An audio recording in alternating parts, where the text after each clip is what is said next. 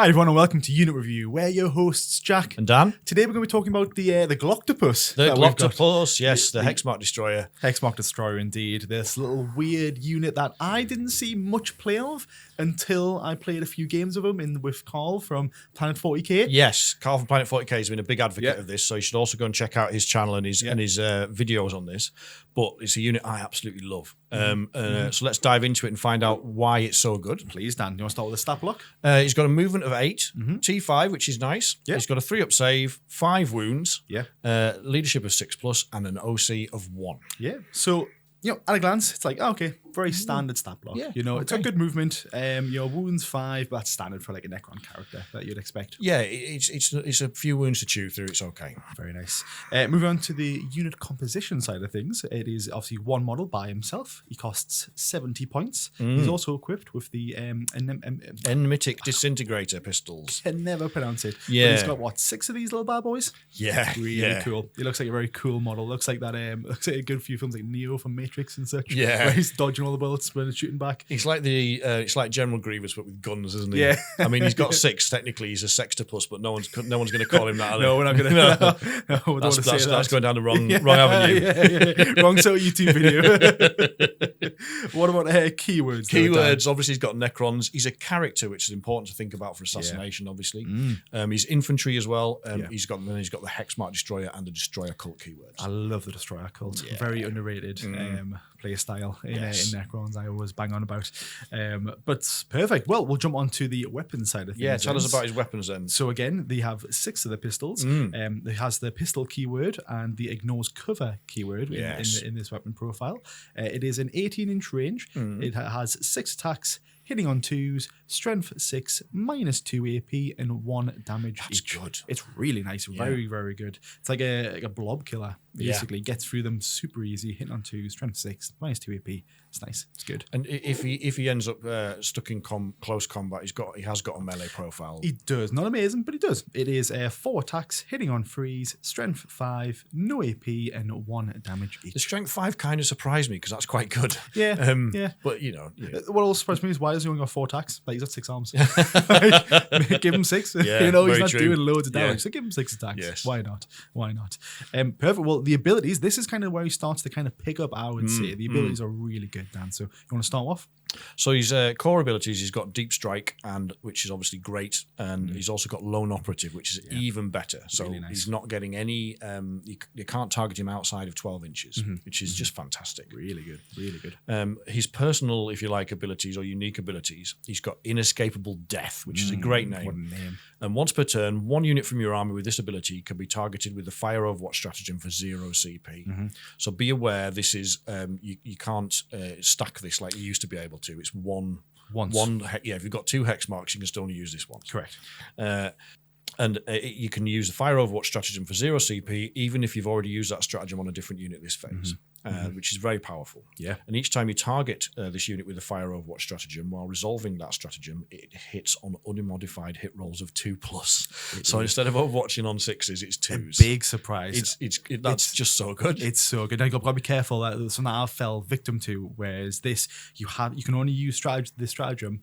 Like say you want to use it twice in one phase. Another unit that doesn't have this ability has to fire their Overwatch first. Yes. Then you can fire this one. If you use this one first for 0 CP, then you choose to use another unit to fire Overwatch. That unit cannot do it because you've already technically used it. Very good point. I fell victim to that, and it's very sad. So be careful out there.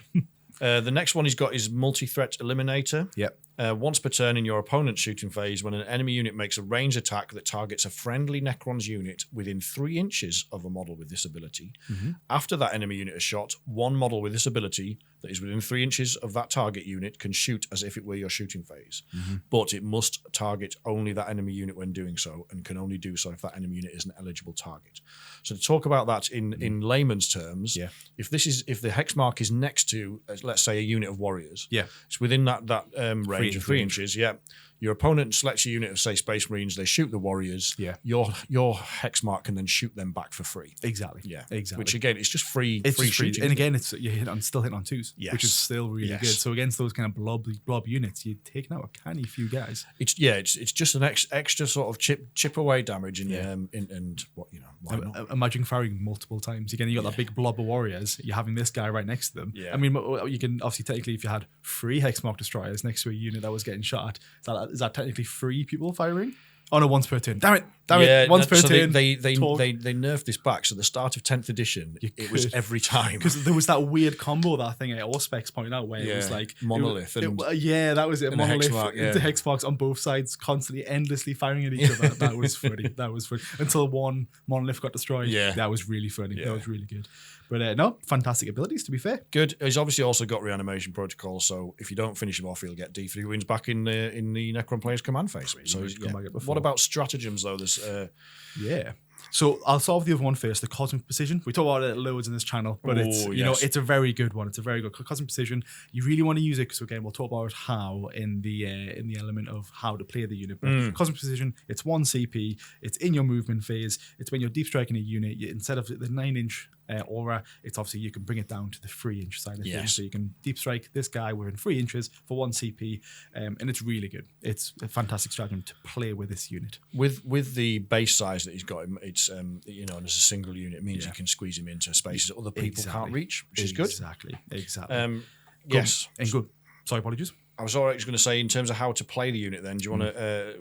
That leads on quite nicely to one of the best ways to do so, isn't it? It certainly does. It certainly does. Now, again, this guy is an absolute action monkey. Yes. He is designed to do anything. Well, to be fair, he can still shoot, and he's got some good shooting, but realistically, for 70 points, you really just want to kind of throw him out there to do those secondaries. So for 70 points, he's just so flexible when doing secondaries. One of the best ways I've seen where you can use this is when me and Carl played in the Dominion War over by Nick. Yes, it'd be a Necrons and More tournament. Yeah.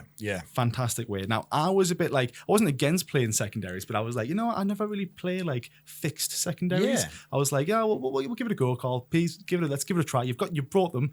They obviously work. Let's give it a go. So what he done was every turn, I think we took established locus and behind enemy lines. Yes. And what that basically done was you got, I think it was 6 points. 6 points a turn for one guy. Yes. So one 70-point model per for full turns, you could technically pop them down and get it. It's so the incredible. Reason, just to recap, so you get behind enemy lines, you get 2 points for one unit, so he's getting you 2 points for that. But then you can also establish locus. You get 4 points for doing that in your opponent's deployment zone, so you can see what the synergy is there. You're getting the 6 points. 6 points. Now we were playing the Hypercrypt Legion, so if that guy wasn't destroyed, we'd just pull him back out at the end of the turn, and then bring him back in later on to get the 6 points again. No, unfortunately, we didn't go first that turn, so we did go first that turn, so we were unable to get it turn 1. Yes, but our plan was to get it for all 5 turns, because again, with the Hypercrypt, you can bring them off, put them back on. Yeah, and if we were just going to keep on doing that, it was going to be incredible. Yeah, you can max out your secondaries. You can easily max out your secondaries. Now, I've done a little bit of math on this one just to kind of add that extra punch to show how good this unit is. So, for any math people out there, for 10.5% of your 2K list, so again, 70 points this guy is, you're gaining 45% worth of secondaries. So you took for 10.5% of your list, you're talking about taking 3 of these guys. 3 of these guys, yes, right. Yep, 3 of these guys for 210 points. Nice. You exchange that for 45% worth of your secondaries. That is a massive difference in percentages there.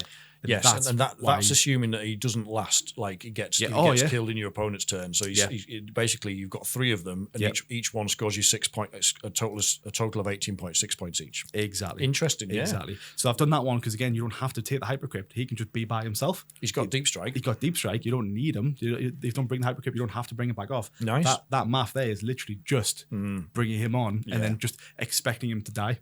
Yeah. That's the main thing. So he's a fantastic way. That's a probably one of the better ways to play him. He's got a little bit of shooting. Again, that Overwatch capability is quite high. It's quite handy. Well, it kind of synergies very well with that because that happened in the game that I played against you and Carl with Richard. So because he's got that Overwatch ability, what you'll often find in your opponent's deployment zone is a few chaff units, screening the corner out. So your opponent will be screening for 9 inches, and you can drop in outside of 3 instead of outside of 9. Yeah.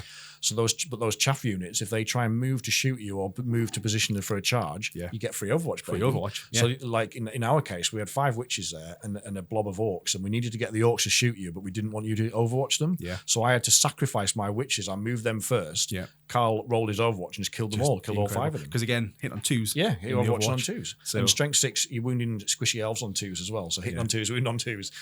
Can't go -2 AP. Yeah. What that putting you back down to like 5, 6s. Yeah. Yeah, there we go. It's tasty. So even better. So again, a really good way of playing it. And something I didn't consider until Carl showed me that. And I was like, ooh, that is nice. I've always admired the utility of the Hexmark. I always have at least one in my list, but I haven't been playing a lot of Hypercrypt. So I was amazed at how good it is. Yeah. It's and really good. I don't know what the answer is to that. We'll come on to that in a minute, but it's a very difficult one to counter for your opponent because they have to put enough in there. You can't screen out for 3-inch deep strike. There's just otherwise half your army's in your own deployment zone. Yeah. But if you have to put enough Overwatch threat in there to deal with this fellow when he jumps in. And then also, even if they do that, he's got loan up. Yeah. So unless he jumps in within 12 inches, then they can't Overwatch him anyway. Exactly. It's mental. He's that. Oh, he's so annoying. He's very, so very, good. very good. Very good. You should at least probably bring, again, if you're looking just to twos of secondaries, you probably need him in your list. Regardless of what list whatever detachment you're playing, you need to bring him. Yeah. It's so good. But I mean, there are other ways to play him. There's a few people commented that play the Awakened Dynasty, and there's an interesting enhancement that you can use with him there, isn't there? There is. So some people, again, I really like the death marks. Now, I've played them a couple of times, but I can never really make them work. So someone suggested that you bring again, you have to remember this name, the Hexmark, the Phasal Subjugator. That's the one. Basically, that gives it an aura of +1 to hit. So he being a Hexmark, he actually can't lead any units, but Hexmark and then the death marks, this aura gives them a +1. So I think they have heavy. So if they stay still, they hit on 2s anyway. Yes. But when you deep strike, that counts as movement. So they go up to 3s. So having this aura brings it back down to 2s. So imagine deep striking your death marks in the back line with him, with the aura. You could say like 10, 15, whatever, how many models you want to target out some HQs, maybe some warlords. Hitting on 2s, strength 6, probably gonna be hitting on 2s a lot of the time. Hitting on 3s even. Yeah, it's a very if you want to drop them in to snipe out some enemy characters, it's a brilliant way of doing it. I've also seen people use them, and some people commented, thank you on the ahead of this video that said they use the same enhancement to babysit heavy guns, so things like Canoptic Doomstalkers or even the Doomsday Arcs, because they're also heavy, so you're not losing that penalty for moving. And he has the movement, 8-inch movement. Again, you look at him, he's like, how is he moving that fast? But he's got those little scorpion legs. He's got those little fast little bugger. Angry crab legs. So there's multiple different ways you can play him. Really nice ways. For the points, he's incredibly flexible unit. He's one of the best, I think. And again, if you lose him, you're like, it's 70 points. It's not that bad. So it's a good trade-off. Really good trade-off. I like the babysitting the Canoptic Doomstalkers idea, because he's got low and up, so they can't until you get close up. He's always going to be giving that +1 to hit to those units, which is really nice. It's really good. Really good. What about